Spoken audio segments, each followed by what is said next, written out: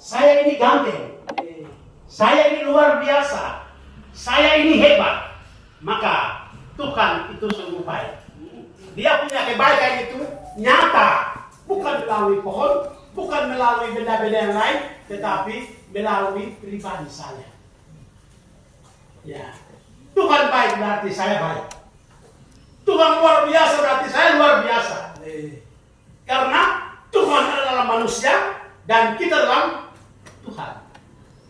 Untuk itu saya berterima kasih kepada Badan Pengurus Pemuda-Pemudi, ya, Ketua Pemuda dan jajarannya yang mana memberikan kesempatan yang baik untuk saya menyampaikan firman Allah sebagai ibadah pembukaan tahun 2024 yang kita akan menikmati ini. Ada amin? Luar biasa, Tuhan sungguh baik bagi kita semua. Sekarang sudah tahun baru. Dari mana kita tahu bahwa tahun sudah baru? Kemarin saya lihat di satu jemaat. Mereka bilang, oh tahun baru, mereka luar biasa semangatnya. Saya lihat-lihat, mana yang baru nih? Mana yang baru nih? Mana yang baru ini? Saya cuma lama-lama. Wajah juga lama, tidak ada yang berubah. Sama saja. Berarti mana yang baru?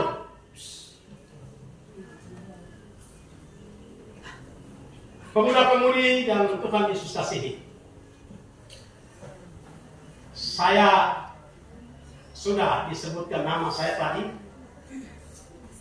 dan kayaknya semua sudah tahu bahwa nama saya tadi Julius, tetapi saya bukan Julius, Julianus, ya, Julianus Ano. Saya sementara pelayanan di Gereja Efata. Saya punya keluarga dan istrinya berapa? Satu. Dia berdua toh. Haleluya, Tuhan baik. Ya. Baik, saya dikatakan orang itu hamba Tuhan yang tidak tahu malu. Mengapa? Mereka kasih tangan salam dengan tangan kanan, saya kasih tangan kiri. Mereka kasih tangan saya kasih tangan kiri. Ini hamba Tuhan tidak malu. Tidak sopan. Ya, tidak sopan. Ya, semuanya baik. Ya, saya punya dahu dua ini dahu besi. Tulangnya tidak ada. Tulangnya sudah dikeluarkan semua, lalu pasang ganti dengan besi. Tangan kanan saya sudah tidak ada lagi, hanya tangan besi saja. Orang bilang itu sudah seperti ini, tidak ada harapan lagi. Tetapi Tuhan bilang itu ada harapan lagi. Jangan kenal Tuhan punya, bukan manusia punya. Saya lebih setuju bagi Tuhan, bukan manusia. Ya, saya lebih setuju. Baik, untuk itu mari kita membuka firman Tuhan bersama-sama pada sore hari ini, yaitu di dalam Injil Matius. Injil Matius pada pasal 8 ayat 1 sampai ayat yang ketiga. Ayat 1 sampai ayat 3. Saya akan baca mewakili kita semua. Kalau saya suruh kami yang baca itu semua pemuda, jadi yang tembak lagi. Jadi baik saya yang baca. Ya. Yesus menyembuhkan seorang yang sakit kusta. Ayat 1. Setelah Yesus turun dari bukit, orang banyak berbondong-bondong mengikuti dia. Ayat 2. Maka datanglah seorang yang sakit kusta kepadanya, lalu sujud menyembah dia dan berkata, Tuhan, jika Tuhan mau, Tuhan dapat mentahirkan aku. Ayat 3. Lalu Yesus mengulurkan tangannya, menjamah orang itu dan berkata, "Aku mau, jadilah engkau tahir." Seketika itu juga tahirlah orang itu daripada kustanya. Ayat 3, bagian yang tengah-tengah ini menjadi tema utama pada tahun 2024, bahwa aku mau. Aku mau. Tidak mudah maunya Tuhan dicari, itu tidak mudah. Kalau dapat, orang yang dapat itu luar biasa. Maunya Tuhan itu cari itu setengah mati, tidak mudah. Seumur hidup. Kalau orang yang mendapat maunya Tuhan itu orang yang luar biasa, orang hebat. Di sini berkata ayat 3, "Aku mau, jadilah seperti yang engkau mau." Pemuda-pemudi yang Tuhan Yesus kasihi, salah seorang yang sakit kusta. Kusta itu penyakit yang berbahaya. Kalau zaman sekarang ini ya sudah baik-baik, kalau sakit sedikit pergi ke rumah sakit. Dulu di kampung-kampung kami itu kalau orang yang kena penyakit kusta, dia diasingkan di tempat yang jauh dari keramaian orang. Karena barang kusta itu penyakit yang tidak baik, penyakit yang bisa berpindah-pindah. Jadi kalau kena penyakit kusta, mau dan tidak dia sendiri punya rumah di jauh sana. Jadi orang yang kasih makan itu hanya buang saja. Buang saja. Orang tidak boleh lewat dekat dia. Orang ini dia kena penyakit seperti itu. Jadi dia dikhususkan. Dia dikhususkan. Tidak boleh mendekati dia. Tetapi suatu kali kelak dia melihat Tuhan Yesus itu, dia memberanikan diri. Pemuda-pemudi yang Tuhan Yesus kasihi, bagian yang kita telah membaca, kita akan belajar ada beberapa hal yang mengajar kita sebagai pedoman untuk tahun 2024 yang kita akan menikmati. Yang pertama itu ayat yang 1. Ayat 1 itu pada waktu Yesus ada, banyak orang yang berbondong-bondong mengikuti dia. Banyak orang, tidak sedikit orang. Tetapi orang-orang yang mengikuti Tuhan Yesus itu ada 3 kelompok manusia. Kelompok yang pertama adalah mereka melihat siapa orang bilang Yesus itu. Dia orang pendek atau orang yang tinggi? Dia orangnya bagaimana ini? Hanya mereka ikut mau melihat Yesus. Kelompok yang kedua, mereka melihat mukjizat Yesus. Dia mengadakan banyak mukjizat, menyembuhkan orang sakit, mengusir setan, dan juga ada banyak mukjizat yang dia lakukan itu. Mereka lihat saja. Lihat. Kelompok yang ketiga adalah benar-benar mereka percaya Yesus, beriman kepada Yesus. Dan peristiwa hal seperti ini ada sampai pada hari ini. Ada sampai pada hari ini. Contoh pada waktu saya tugas di Fatsa. Saya punya anggota jemaat. Mungkin ada yang tahu, ada yang tidak tahu. Namanya Benny Dori. Sekarang sudah pecat dari polisi dan sekarang ada di bandar di Enarotali. Benny Dori. Itu dia setiap hari mabuk. Luar biasa. Waktu itu ada isu mau bakar gereja dari Muslim. Setiap hari datang dengan mabuk di rumah sama saya begini, pendeta, kalau kita pindah gereja itu orang bakar, saya duluan mati, dia bilang. Saya itu bapak mamanya itu orang kini asli. Dia sendiri tidak ikut gereja. Dia sendiri ya hidup dengan minuman keras. Dia sendiri hidup di luar daripada Tuhan. Tetapi dia bilang itu, kalau kita punya gereja itu orang bakar, oh saya duluan mati. Siap. Memang kelompok seperti ini ada sampai hari ini. Ya, itu namanya menyamar seperti pemuda, menyamar seperti orang Kristen, menyamar seperti pengikut Kristus. Ya. Padahal dalamnya itu sama sekali kosong. Apa motivasi mereka? Tidak tahu. Luar biasa, mereka menyamar seperti pemuda. Luar biasa, mereka menyamar seperti pemudi, rajin ke gereja, rajin beribadah, tetapi kehidupannya tidak mencerminkan seperti itu. Ya, itu satu kelompok yang sedang berjalan sampai pada hari ini. Orang-orang seperti ini dari mana kita tahu?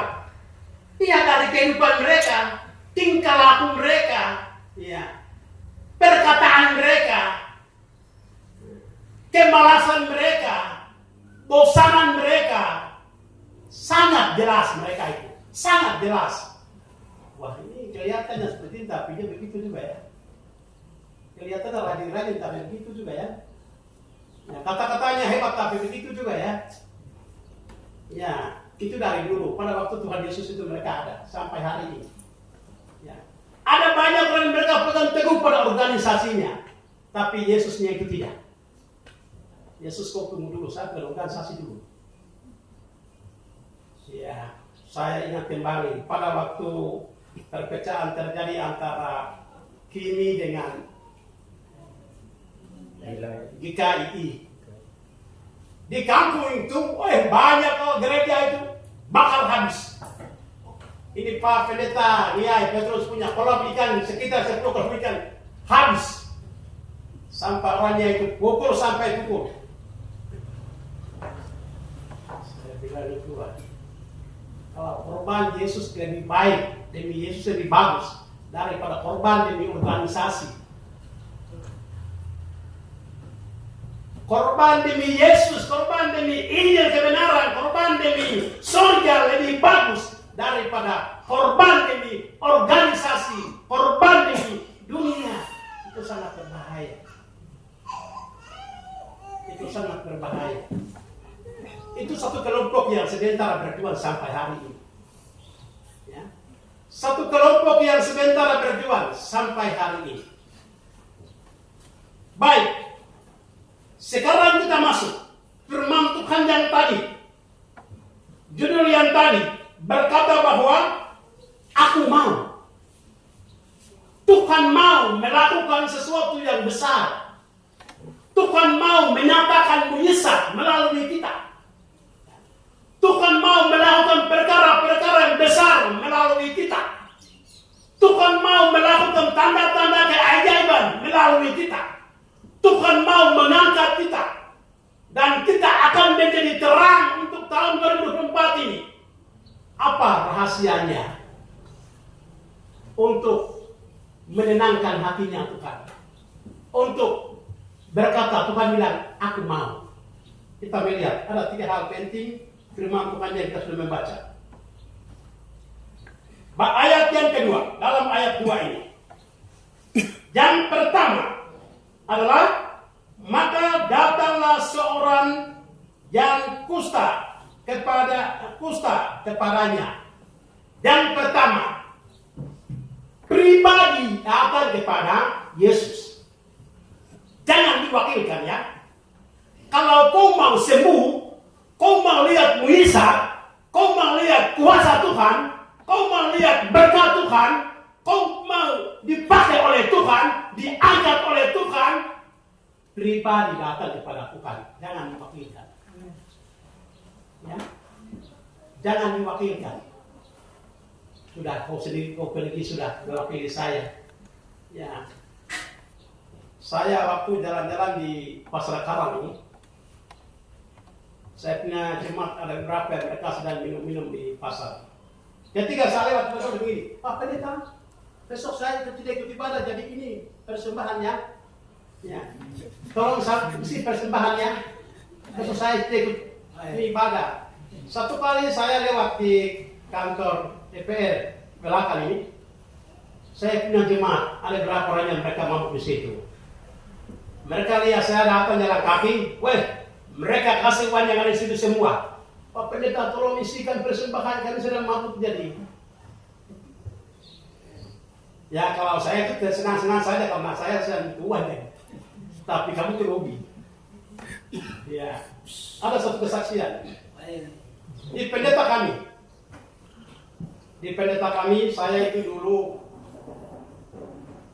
gereja itu saya sudah melayani gereja GBT.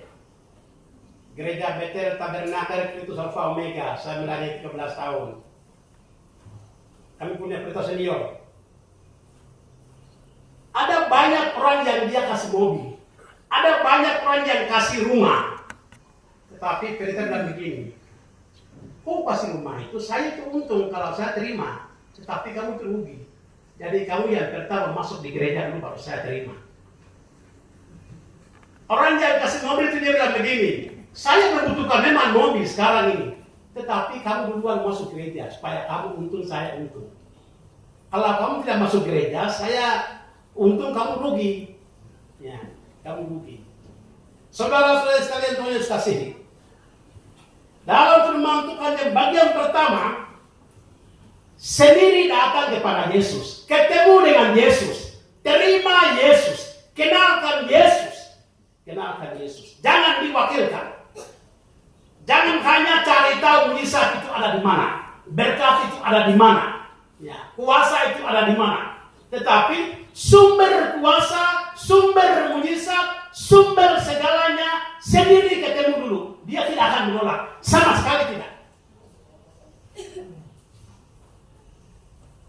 Itu satu hal yang luar biasa, itu penyakit kusta itu. Orang tidak mengizinkan dia ketemu dengan dia, tetapi dia nekatnya itu yang hebat. Mau dan tidak saya harus ketemu dia dan terima mujizat dari dia. Terima kesembuhan dari dia. Itu satu hal yang sangat luar biasa. Pemuda-pemudi yang Tuhan Yesus kasihi. Kunci yang pertama, membuka pintu berkat, pintu kuasa, pintu segalanya adalah pribadi ketemu dengan Yesus. Pribadi ketemu dengan Yesus. Bapak Ibu, pemuda-pemudi yang Tuhan Yesus kasihi. Kalau sendiri itu tidak ketemu dengan Yesus, akibatnya itu sendiri alami. Kenapa masalah ini terjadi? Saya selalu aktif ke gereja, saya selalu jadi pemuda, saya sudah sekian tahun begini, saya sudah aktif ke pemuda dan lain-lain. Tapi sendiri belum ketemu dengan Yesus. Kalau sendiri belum ketemu dengan Yesus itu, masalah yang kecil itu menjadi besar, gampang itu menjadi susah, berkat ke depan itu menjadi jauh sana, ya, ringan itu menjadi berat. Uang itu ada tapi keluarnya itu susah. Siapa menolong kamu? Orang yang bergerak dalam itu tidak ketemu. Orang yang bergerak dari dalam itu kau biarkan toh. Kunci itu pertama-tama itu ketemu dengan Yesus. Ya. Pada waktu saya tugas, saya itu keliling di bagian pantai selatan, di daerah-daerah baru. Ini baru pertama kali saya tugas di kota, di Nabire ini. Karena saya pun tugas itu di tempat-tempat yang makan sagu, ulat-ulat sagu itu saya makanan. Satu kali tugas pertama itu saya dengan istri saya di gereja besar. Di situ kita jemaat. Setiap hari Minggu itu saya pakai jas seperti yang sekarang ini. Istri duduk di bawah. Lalu istri saya berdiri itu, dia menyanyi, menyambut firman Tuhan, saya duduk di bawah. Setelah dia duduk sana, mimbar. Begitu terus, 6 bulan. Kami juga sendiri. Dia naik, memuji Tuhan, saya duduk di bawah, seperti mainan ya. Seperti mainan. Dia, kalau dia duduk, saya berdiri di mimbar dengan dasi dan jas lengkap. Bangku-bangku jadi jemaat. Ya, kami dua sendiri luar biasa semangatnya. Luar biasa. Saya doa apa? Saya tidak doa lain. Tuhan, saya tidak malu. Untuk apa saya malu? Tuhan yang utus saya toh. Kecuali saya sendiri datang di sini, baru saya malu, saya takut. Kalau Tuhan yang utus saya, Tuhan yang kasih tugas itu kepada saya, ya, untuk apa saya malu, untuk apa saya takut? Akhirnya selama itu sukacita kami luar biasa. 6 tempat tinggal itu mereka bongkar. Pertama kami berdiri tiang dan lain-lain disuruh bongkar lagi. Itu terus 6 tempat. Ini baru kami itu luka-luka habis.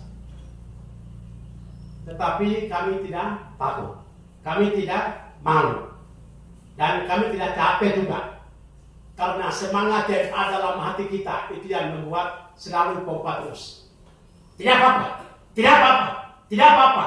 Untuk itu saya akan utus tempat ini.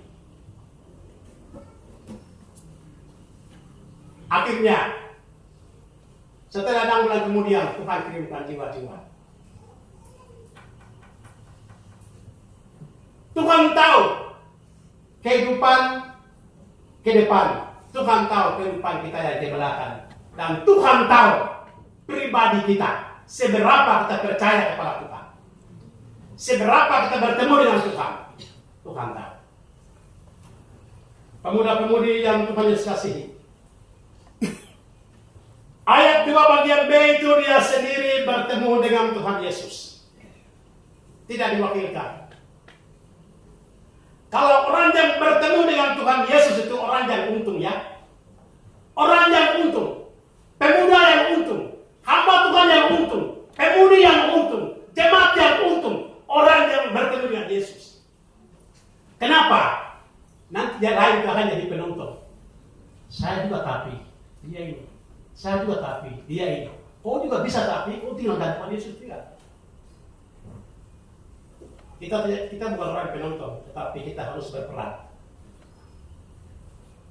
Itu yang pertama. Dan yang kedua, mengapa Tuhan Yesus berkata, aku mau? Yang kedua, lalu sujud menyembah Dia. Yang kedua, memiliki hati menyembah Tuhan. Memiliki hati menyembah Tuhan. Hati memuji Tuhan. Kalau saya lihat itu di gereja kami itu ada kurang ya. Yang penyembahan. Saya itu sudah lama dengan orang karismatik. Jemaat karismatik di gereja GBT. Itu mereka itu utama itu pujian dan penyembahan. Ya. Utama itu pujian dan penyembahan. Mereka memuji dan menyembah Tuhan itu luar biasa. Tetapi kita ini itu kalau kita lebih-lebih menyembah Tuhan, katakan Pak, agama apa ini? Ini agama gereja, agama apa yang kasih masuk di dalam gereja ini? Iya.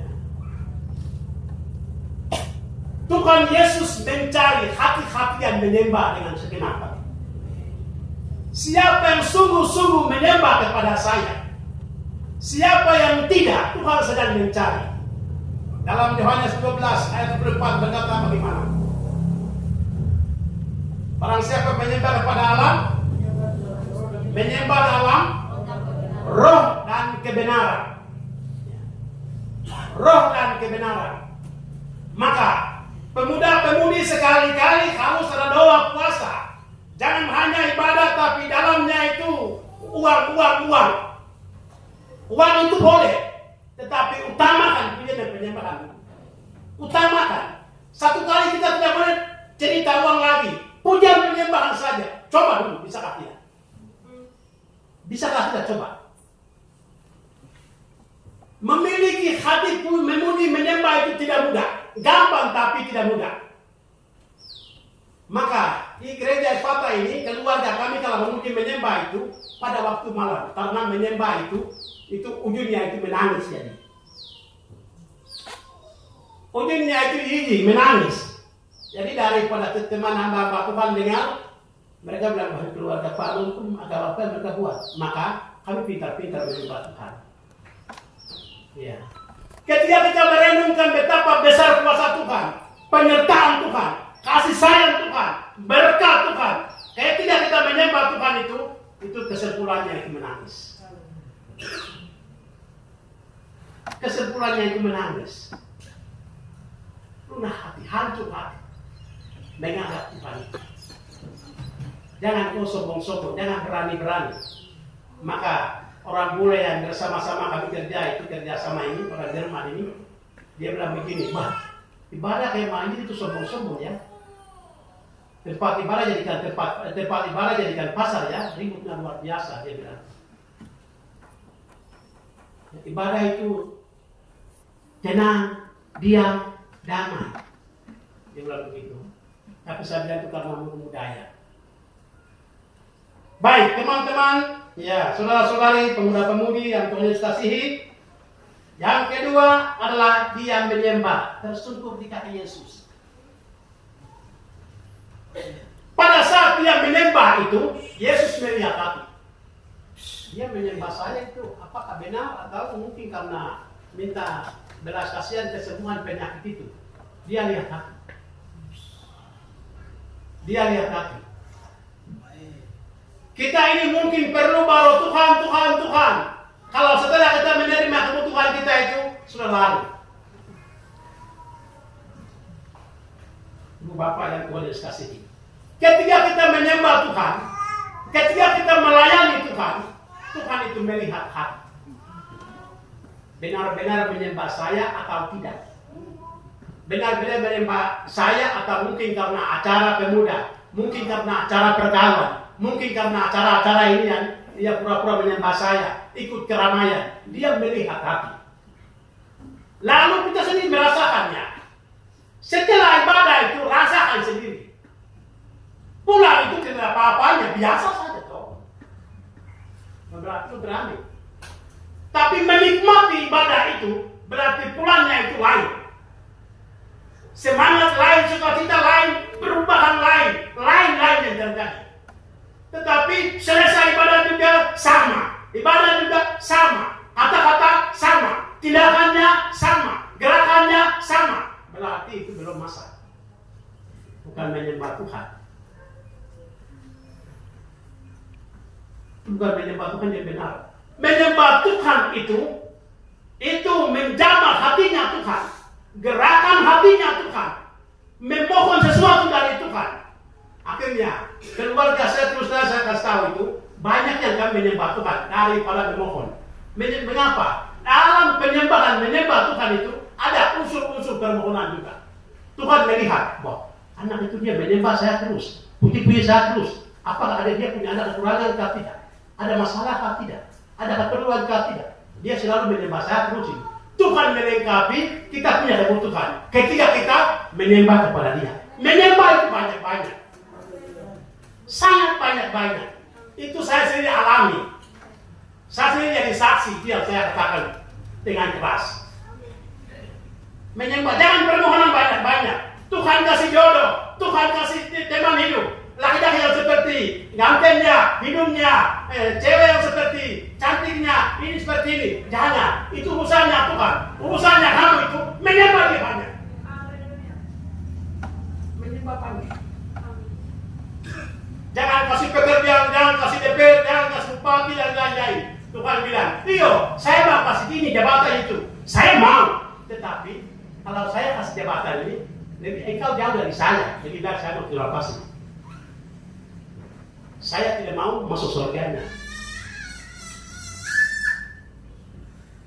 Jadi pemuda-pemudi yang Tuhan Yesus kasihi, menyembah itu banyak-banyak, memuji Tuhan itu banyak-banyak, menyembah Tuhan itu banyak-banyak. Kepala itu menyembah dia. Jangan jago-jago, jangan bisa-bisa, jangan boleh-boleh. Ya. Saudara-saudara sekalian yang Tuhan Yesus kasihi, kalau kita memiliki hati menyembah Tuhan, segala masalah, segala tawaran itu kita katakan, tunggu dulu.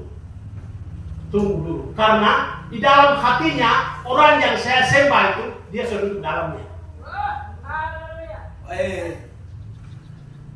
Terus terang saya kasih tahu. Tahun ini saya ditawarkan jadi FRP di wilayah Deyai. Mereka bilang langsung kamu lantik saja. Karena kakak saya itu ketua panitia. Semua anggota saya itu kakak semua keluarga. Kamu siap saja. Saya bilang saya sudah mengambil keputusan jadi tidak bisa ubah. Satu kali saya sudah cintai selamanya sampai mau. Amin. Mengapa? Kuncinya saya pegang ini.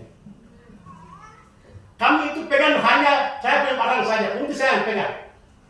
Pemerintah punya kunci saya pegang. Bupati punya kunci, DPR punya kunci, Presiden punya kunci, dunia punya kunci, saya pegang. Mengapa? Saya sudah memiliki hati menyembah. Saya berhak. Kamu yang berhak. Kamu pegang kunci Yesus, kamu berhak.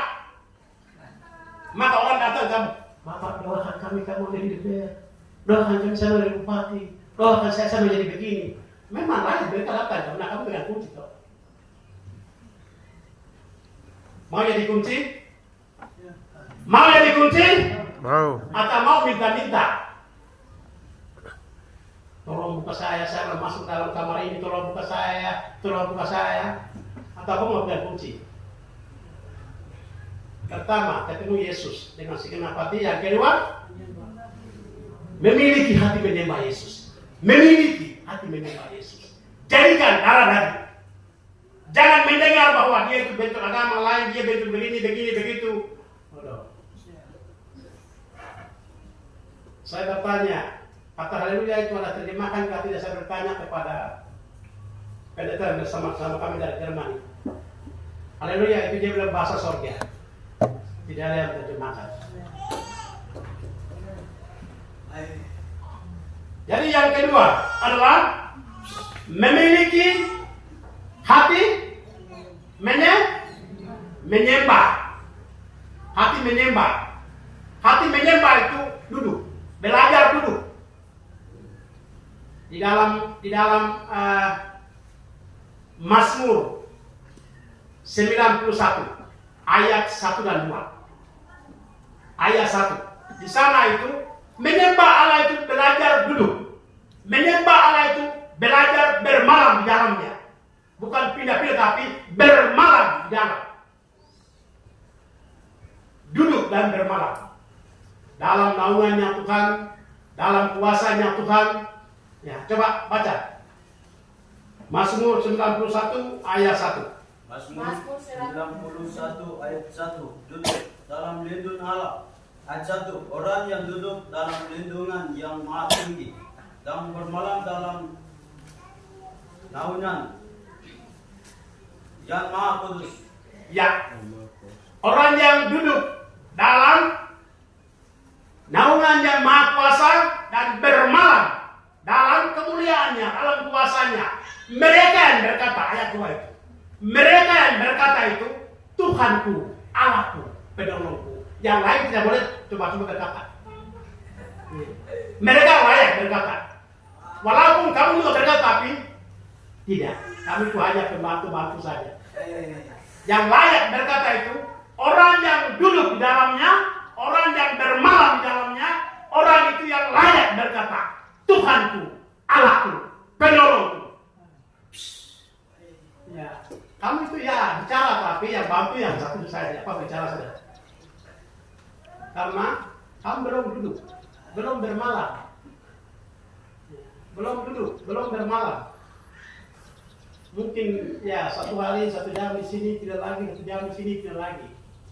Tidak tempat yang menetap. Maka firman Tuhan berkata memiliki hati menyembah Allah. Yang terakhir, dia memiliki apa? Tuhan bilang, aku mau. Yang ketiga, kunci yang ketiga itu apa? Ayat 2, bagian yang terakhir. Lalu sujud menyembah dia dan berkata, Tuhan, jika Tuhan mau, Tuhan dapat mentahirkan aku. Yang kedua, ketiga yang terakhir adalah tanyalah kehendak Tuhan. Tanya kehendak Tuhan, jangan kamu mandi dulu. Jangan kamu bertindak dulu. Jangan kamu makan dulu. Jangan kamu lakukan dulu. Jangan kamu coba-coba dulu. Tanya kehendak Tuhan. Ketika saya dapatkan ini, kalau saya tidak bisa. Ini penyakit kusta ini. Kalau saya begini, Tuhan, keluarga juga sudah terpisah, anak-anak juga sudah jauh dari saya, semua pekerjaan saya tinggalkan, cepat. Dia tidak. Dia bilang, jika Tuhan mau, tahirkanlah aku. Itu kata yang luar biasa. Selalu kita berdoa, hanya sakit kepala sedikit, Tuhan, saya sakit kepala, sembuhkan aku. Kalau malaria sedikit, Tuhan, saya malaria, sembuhkan aku. Kita hanya tahu kata-kata sembuh. Tapi di sini tidak. Dia tanya kehendak Tuhan. Mengapa dia tanya kehendak Tuhan? Kunci kesembuhannya itu ada pada Tuhan, bukan ada pada orang sakit. Kunci kuasanya itu ada pada Yesus, bukan ada pada dia. Ya, maka dia tanya, jika Tuhan mau. Jika Tuhan mau. Jadi, tanya kehendak Tuhan itu, setelah hati itu siap, baru tanya. Sebelum hati itu siap, jangan tanya. Ya, mengapa? Kita bilang, Tuhan, saya mau minta baju putih. Tahu-tahu Tuhan kasih baju hitam. Terima kasih tidak. Ya. Tuhan, saya punya anak itu sembuh dari penyakit ini. Tuhan bilang, tidak, anak itu besok saya ambil. Ya, saya alami seperti itu. Ya, 10 bulan saya di Jakarta dengan penampilan saya punya anak. 10 bulan di Jakarta. Saya bilang, Tuhan, sembuhkan anak saya. Tuhan bilang, tidak, anak itu saya juga mau, jadi saya mau ambil. Ya, apa boleh buat? Tuhan punya toh. Jadi Tuhan bilang itu, tanya, jangan kau balik dulu, jangan kau bertindak dulu, jangan berbuat dulu, tanya saya dulu. Saya mau baru engkau dapat. Saya oke, kalau tangan baru engkau dapat. Kalau tidak, kau bikin apa? Nanti kamu akan jadi masalah terjadi. Bersalah katanya, kau yang salah, kau yang salah, kau yang salah, kau yang salah. Ya. Bagaimana kita tanya kepada Tuhan? Mari kita berdoa bersama-sama, bergandengan bersama-sama. Kita pemuda itu kurang berdoa, kurang berdoa, kurang bersatu, kurang berdoa. Kalau kita bersatu dan kita berdoa, pasti Tuhan akan melakukan sesuatu yang luar biasa. Ya, kurang. Saudaraku, menemukan kehendak Tuhan itu tidak mudah. Kalau menemukan kehendak saya itu dengan bebas, apa saya yang saya lakukan bisa saya dapat, tetapi tidak berkualitas. Begitu saya. Tetapi dapat kehendaknya Tuhan itu walaupun kecil, tetapi berkualitas, memuaskan. Memuaskan. Jadi mendapatnya kehendak Tuhan itu, maunya Tuhan itu tidak mudah. Tidak mudah. Walaupun saya sudah melihat ada dekat, tetapi bisa jauh. Walaupun saya bisa angkat dengan tangan saya satu, tapi berat. Dia berkata, ayat 2 bagian B, Tuhan, jika Tuhan mau, tahirkanlah aku. Ketika saya renungkan dengan pribadi saya, itu saya bilang seperti itu. Kalau Tuhan bilang itu, saya mau engkau ambil malam ini. Saya mau sembuh, tapi Tuhan bilang ambil saya malam ini, Pak. Saya tidak bisa. Tetapi mau dan tidak mau, harus tanya maunya Tuhan. Jangan duluan maju. Ya, jangan duluan maju. Ya. Tuhan sudah sudah menyediakan segala-segalanya. Tuhan sudah menyediakan. Ya. Di tahun 2024 itu Tuhan sudah menyediakan. Oh, pemuda ini punya berkatnya ini. Pemuda ini punya programnya ini. Pemuda ini punya kegiatannya ini. Saya sudah sediakan dengan cara saya, bukan caranya kamu. Kita jangan paksa dengan cara kita. Kita jangan paksa Tuhan dengan tindakan kita. Kita jangan paksa Tuhan dengan kepintaran kita, kebolehan kita, kemampuan kita. Tetapi biarkanlah Tuhan punya cara itu nyatakan kepada saya. Amin. Mau seperti itu baru benar. Walaupun kalian tidak mau, tetapi saya ini firman Tuhan jadi harus itu benar. Jangan paksa kehendak saya, tetapi kehendak Tuhan yang kita tanya. Gampang-gampang sulit. Gampang-gampang sulit. Pribadi saya ini yang sudah kehidupannya dilewati ini penuh dengan banyak tantangan. Mulai dari pernah saya mati bangkit dari peti. Ya, satu hari satu malam. Saya pernah terbalik dengan perahu di bagian selatan di laut yang luar biasa itu. Sampai pribadi saya betul hancur-hancuran.